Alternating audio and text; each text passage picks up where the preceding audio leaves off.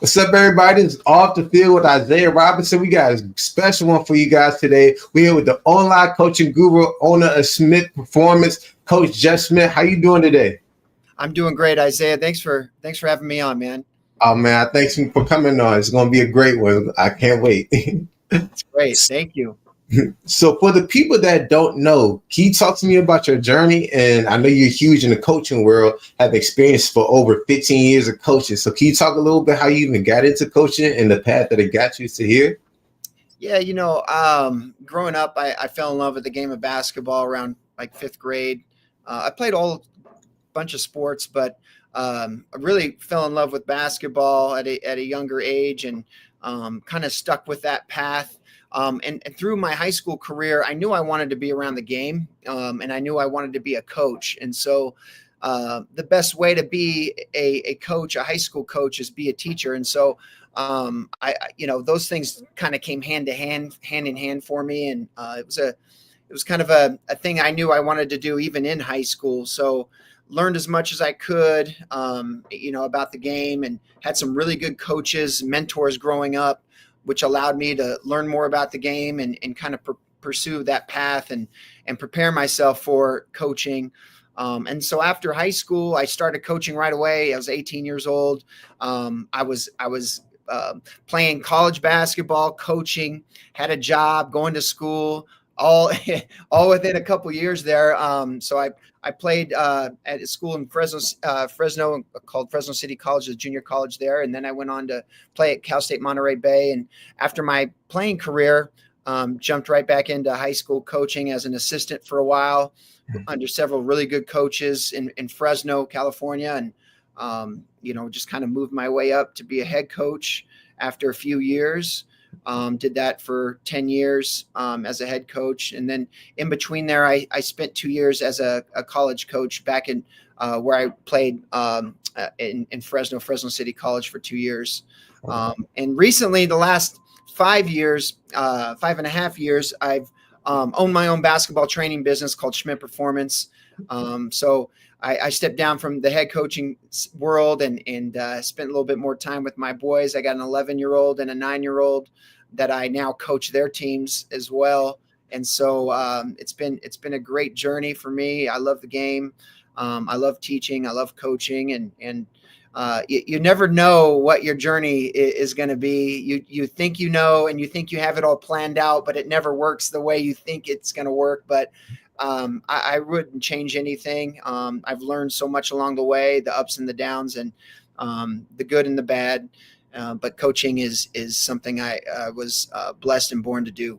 I love it. So you made the transition from coaching at a school and to not only your own performance, your basketball performance training. So how was that transition? Like, what skills were you able to take over to the performance, and what skills did you have to learn to even create and gain more clients in your own business? Yeah, that's a great question. I did not want to be a skills trainer. I did not. That was not my plan. But I wanted to be around the game, and so I just took what I knew. I'm good with. Coaches have to be good with relationships. They have to be good with the players. You got to be organized. You got to know your stuff. You got to know the game. And I thought I knew the game, but I had no idea. I'm always learning. I'm a curious guy by nature. I'm hungry to learn. I'm trying to always get better and improve, be more effective and efficient. And I have just learned, if where I was to start 5 years ago with my training business to where I'm at now is night and day. It's completely different. I think I just basically said, I'm a coach. I'm just going to teach what I know to these players and kind of just see how it goes. And it's just kind of evolved, with just studying more about the game, how to be more efficient with the training and the workout, how kids learn, how kids build skill and skill acquisition. And it's been a great journey. I've met a lot of people along the way, worked with some great kids, some great parents, and it's been a blessing in my life. But it wasn't easy. It definitely wasn't easy. I've messed up so many times, but I think that's the beauty of it. I have the autonomy to kind of run it the way I like and the way I want to, and I see fit, and kind of create my own schedule. around my family, which is my number one priority and Mm. in life. And so it's been great. And, I'm still learning. I'm still getting better. It's not perfect, but I've really enjoyed, this whole journey, where it started and where it is now. I love it. And I feel like you just touched on the important message. It's like starting somewhere, right? Everybody feel like they have to start when it's perfect and when they get everything set up, but you Right. go as long as you grow, right? So what type of skills did you develop from even getting clients, right? Because you had to go out and find the kids yourself. It's funny, I was just doing research yesterday, like how many kids or how many schools are in the area that I can tap into. So like what are some different various ways that you was getting clients, or you just found new networks to tap into? Well, really, I had kind of the things stacked against me. We had just moved from California to Colorado. I now live in Fort Collins, Colorado, and so I was only here for a couple years. Didn't really know a lot of people, so I had to go out and just meet people, go to games, talk to coaches, go to practices, talk to parents, talk to players, and kind of build it that way. I started with one client, Mm. someone we knew, and it just kind of grew from there. But yet you have to be out there. I feel the best way to build is to just be open to learn, and also your best marketing is what you're doing and who you are, the word of mouth. So parents talking, other players talking, you got to have results with what you're doing, but your best marketing is word of mouth. And that's kind of really what it's been for me, to start with one player. And last summer, I think we got up to about 85 clients, in around 5 years. So, that's great. But, building those relationships is the most important thing. And doing a good job. You got to know your stuff, and the kids can sniff that out right away if you don't. But to me, it's really about getting kids better, improving, and that has to be your underlining goal, is to improve players and get them better. So that's kind of where it's gone for me, and it's been a fun journey, man.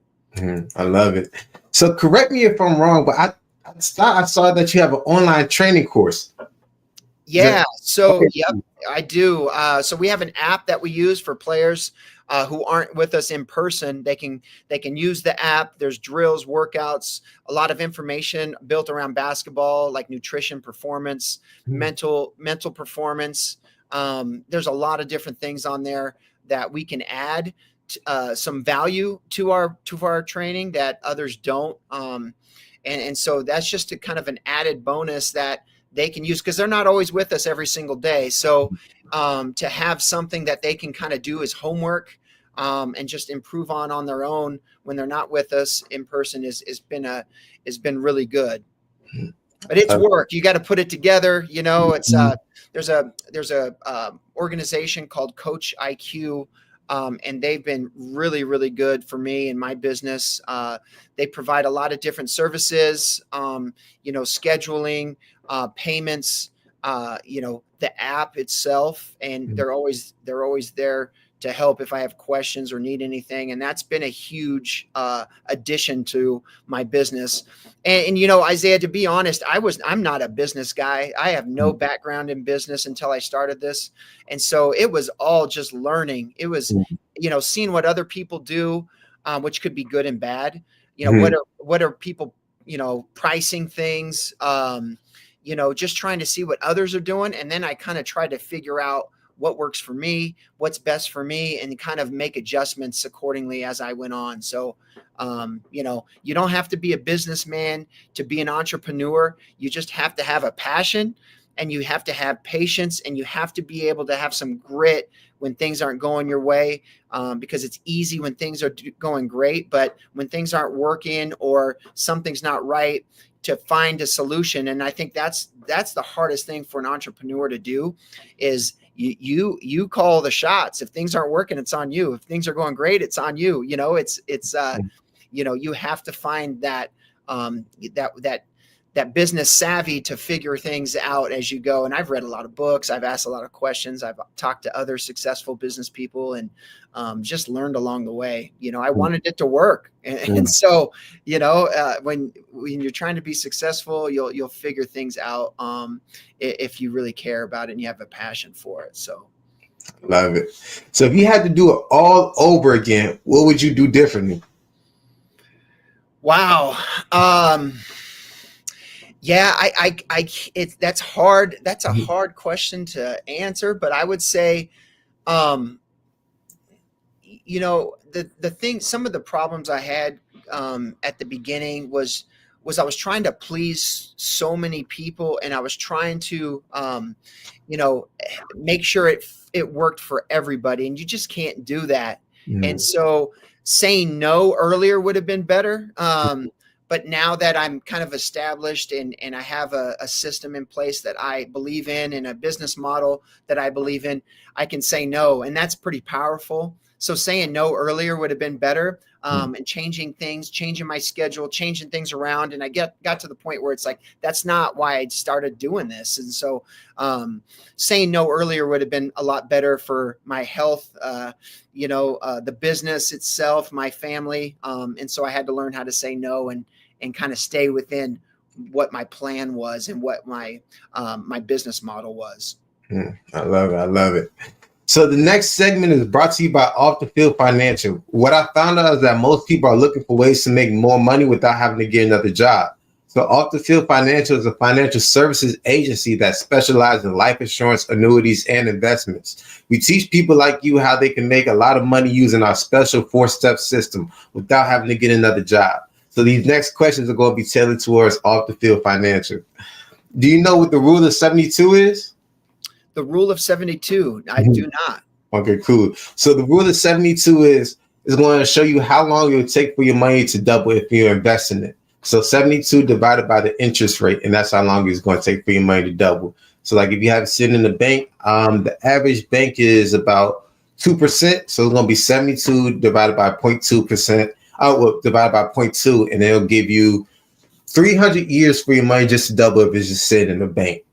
So that's the rule of 72. Do you know the difference between term and whole life insurance? Term and whole life insurance. The difference? No, I don't. I can't say I do. Okay, cool. So term is just temporary, right? Probably between 15 and 30 years that you're covered for that period of time. Whole life is your cover for your whole life, but the whole life builds cash value.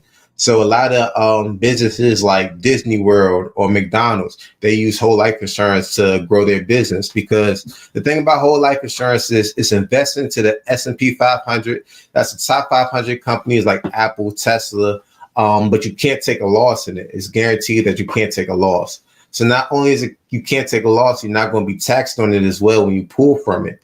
So a lot of companies, they just fund their IULs and they can pull from it whenever they want to, tax-free without having to get penalized. And when they pull from it, now you have the cash liquid, but it's still an account showing growing interest, like the cash is still there.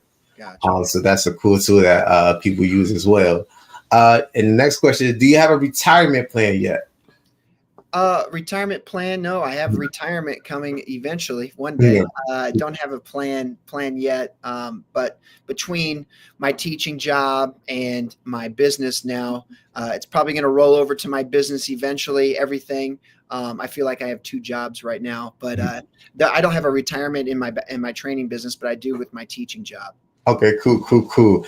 And that's also what we show and help people as well. Using retirement while they're active within their business and within their job, whatever one you do, right? And we just teach people different retirement skills, even college funding for kids, and just a lot of different things that the IUL or a lot of different financial strategies to put people in a better place without with cutting the time down. You can get retired. I help people retired at the age of 40. I know some people retired at 70. So that's what we really big on.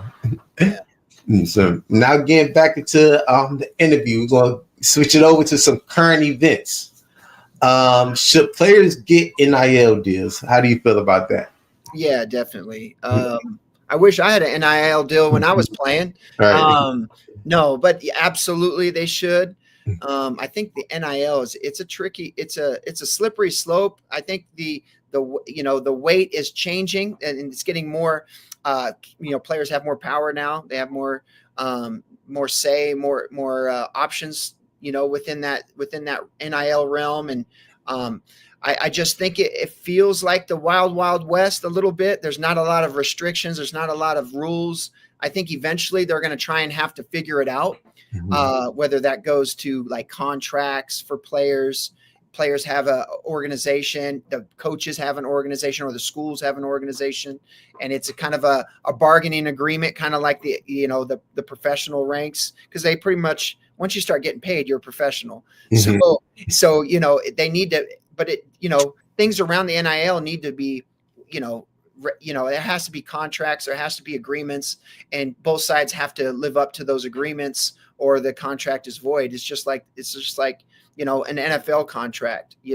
So and maybe there's incentives, but I just think right now it's a free for all. There's not a lot of it's just word of mouth. Say, yeah, I'm going to pay you this, and if they don't pay you, you see players sitting out now, coaches holding back money. I just think it's a wild, wild west, and it's kind of has to get regulated a little bit for it to work, better. But I definitely think players need to be paid, and they should be paid for sure.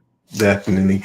And like you said, the Wild Wild West, like I know now coaches, if their booster has more money than another school, they going to use that to their advantage. So now it's like Georgia competing with a school like Maryland.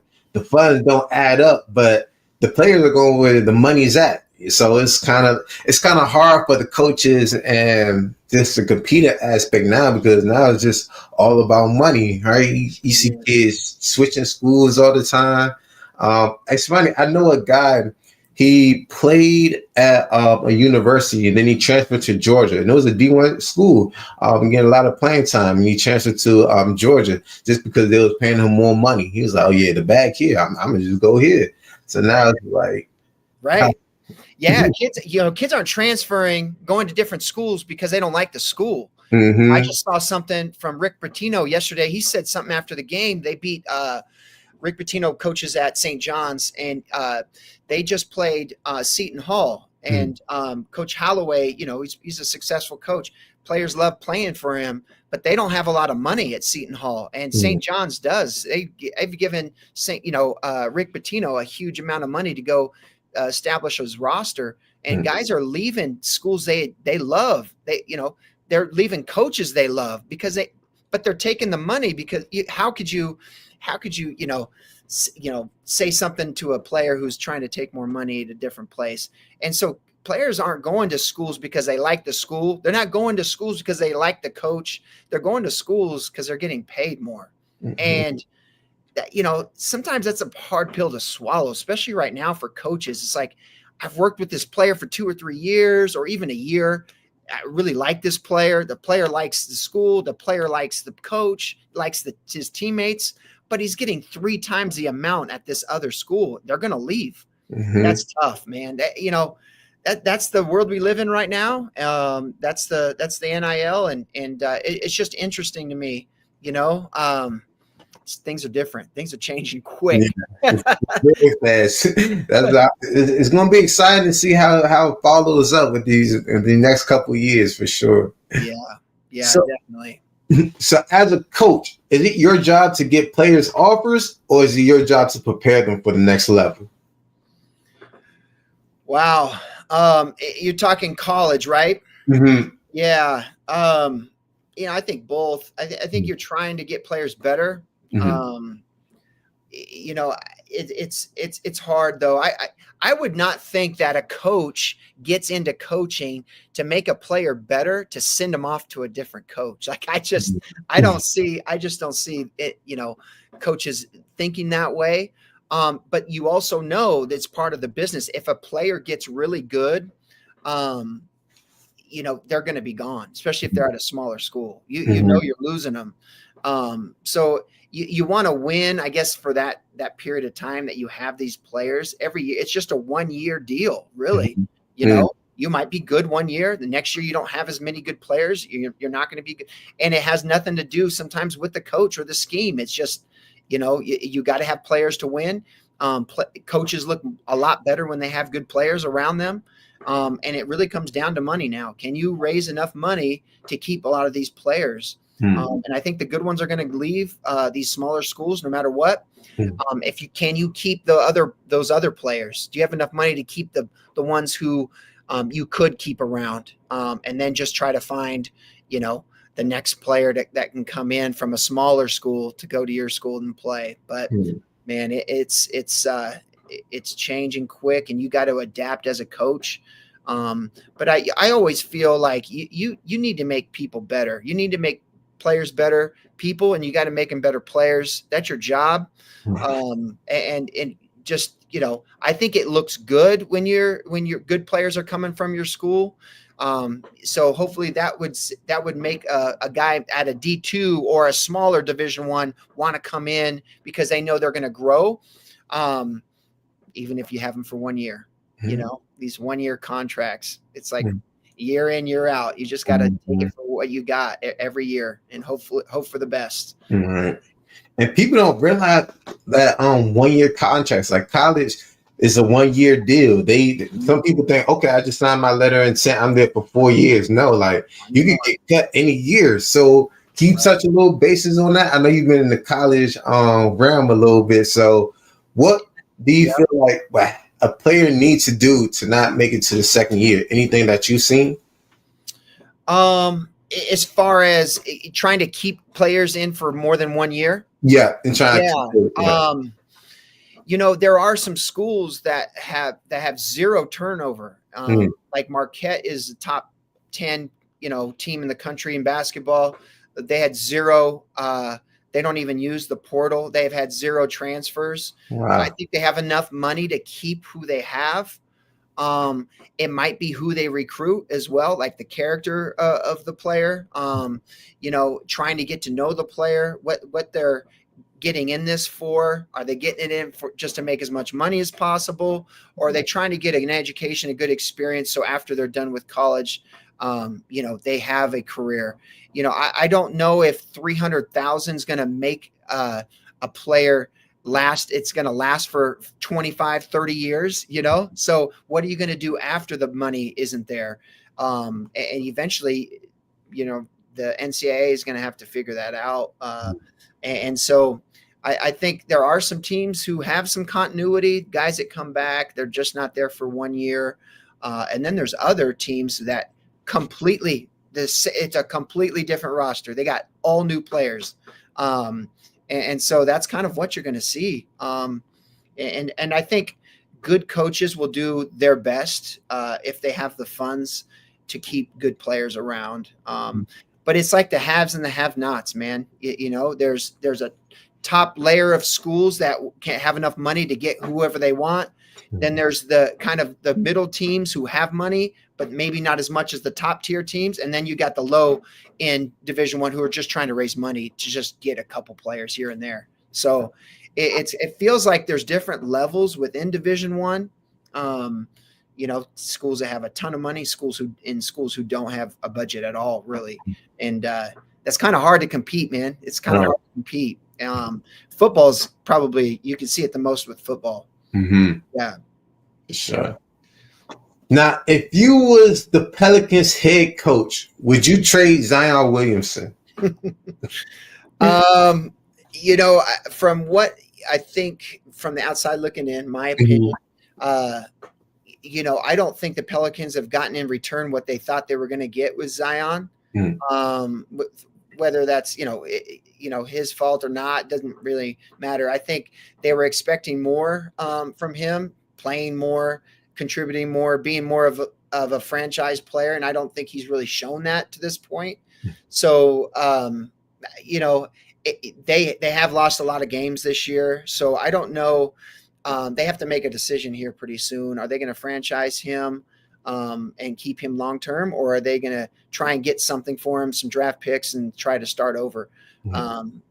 I know they're trying to get rid of some other players around him as well, but I just don't think. I think we expected more from Zion. You saw some flashes here and there over like a little span before he got hurt and so many injuries. But if I were the GM, I'd trade him. I'd try to get some draft picks, and I'd try to get hopefully some good players in the draft to kind of build a new, it just, sometimes it works and sometimes it doesn't, with players. Not every player that you draft a high lottery is going to be a great player. You look at all the previous drafts, you might get 2 or 3 really, all-stars out of a draft, maybe, and some other guys who just never panned out. So he has a chance still. I still think he can be good in the league, but I don't think the Pelicans have gotten what they wanted out of Zion to this point. I don't know how many years has he been in the league. Yeah, I want to say he's been in 3 years, but only played like 20 or 30 games too, because he's always hurt and something's always going on. Something's always up, man. Yeah. Something's always up, and I just think at a certain point you got to cut ties eventually, unless he shows that, hey, he can play a whole season without getting hurt. Exactly. But it's really not just the getting hurt; it's just producing. He's not producing.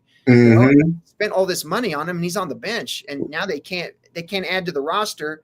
And so they're suffering. And I think eventually it's about it's a business. It's not personal. You just have to move on at a certain point. I think they're going to have to eventually. I feel the same way for sure. Yeah. Now the next segment is going to be the hot seat question of the interview. You ready? Here we go. There you go. What is the most memorable coaching story? Your most memorable coaching story? Wow. I think what stands out to me, it's really personal. My father passed away when I was coaching a team. This was about 8 to 10 years ago. And they all showed up to his funeral. And they're sitting right there where I could see them. And,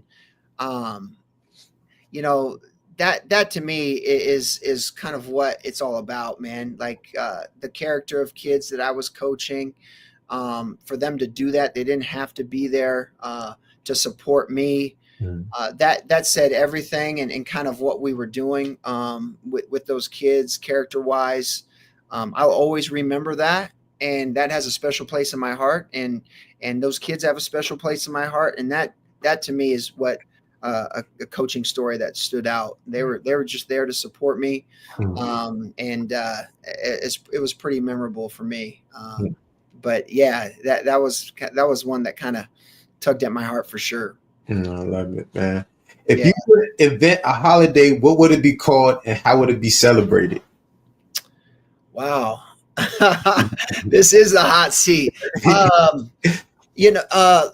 Man, how about like Kindness Day? Doing something kind for somebody else. It's like a day that maybe it's a half day, and you have to do something kind for somebody else. And man, what would this world be like if everyone did something kind on one day? What that day would look like, People do it. A lot of people do it every day, but some people don't do it at all. I think just having a day where you're not thinking about yourself and you're thinking about others, and then doing something kind for someone else that helps them, that would be a great day. I like that. Yeah, I like that. Day and a work day, but how about a day where we're just doing something kind for somebody else to help somebody else?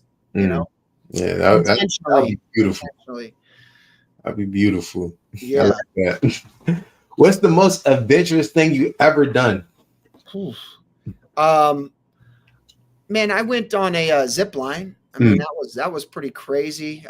Pretty adventurous. And the first time was a little scary, a little afraid of heights, but I did it. And then eventually my oldest son did it with us as well, which was pretty cool.